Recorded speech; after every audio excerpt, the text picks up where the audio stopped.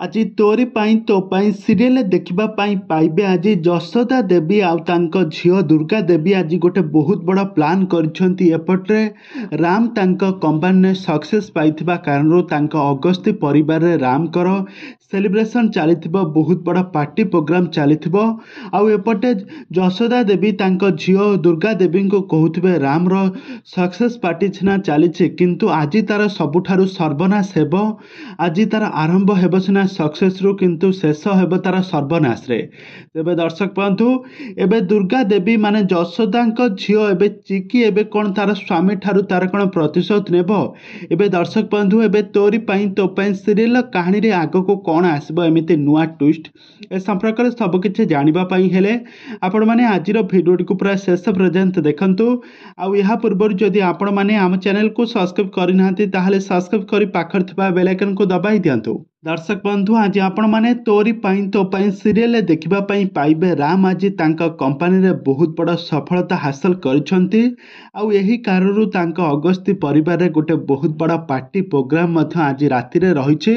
ଆଉ ଏହି ପ୍ରୋଗ୍ରାମ କରିବା ସମୟରେ ଆଜି ରୁହି ତାଙ୍କ ଆଣ୍ଟି ଆଉ ତାଙ୍କ ମାମୁଁକୁ ଡାକି କହୁଥିବ, ତମେ ଆଜି ଯେଉଁ ରାତିରେ ଆଜି ଯେଉଁ ରାମର ଯେଉଁ ସକ୍ସେସ୍ ପାର୍ଟି ହେବ ସେଇ ପାର୍ଟିରେ ରାମଙ୍କ ସକ୍ସେସ୍ କଥା ନ କହି ବରଂ ମୋର ଆଉ ରାମଙ୍କର ବାହାଘର କଥା ଆନାଉନ୍ସମେଣ୍ଟ କରିଦିଅ, ତାହା ପୁଣି ଖୁବ୍ ଶୀଘ୍ର ବାହାଘର ହେବ ବୋଲି ଆନାଉନ୍ସମେଣ୍ଟ କରିଦିଅ।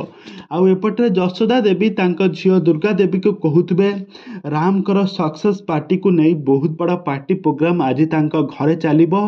ସେ ପାର୍ଟି ସିନା ଆରମ୍ଭ ହେବ ସକ୍ସେସ୍ରୁ କିନ୍ତୁ ଶେଷ ହେବ ରାମର ସର୍ବନାଶ ହୋଇକି। ଯଶୋଦା ଦେବୀ ତାଙ୍କ ଝିଅ ଦୁର୍ଗା ଦେବୀକୁ କହୁଥିବେ କେବେ ବି ପରିସ୍ଥିତିରେ ନିଜକୁ ଇମୋସନକୁ ଲୋକମାନଙ୍କ ସାମ୍ନାକୁ ଆଣିବୁ ନାହିଁ। ଆଉ ଯଦି ଇମୋସନ୍ ଆସେ ତାହେଲେ ତୁ ତାକୁ କଣ୍ଟ୍ରୋଲ କରିବୁ।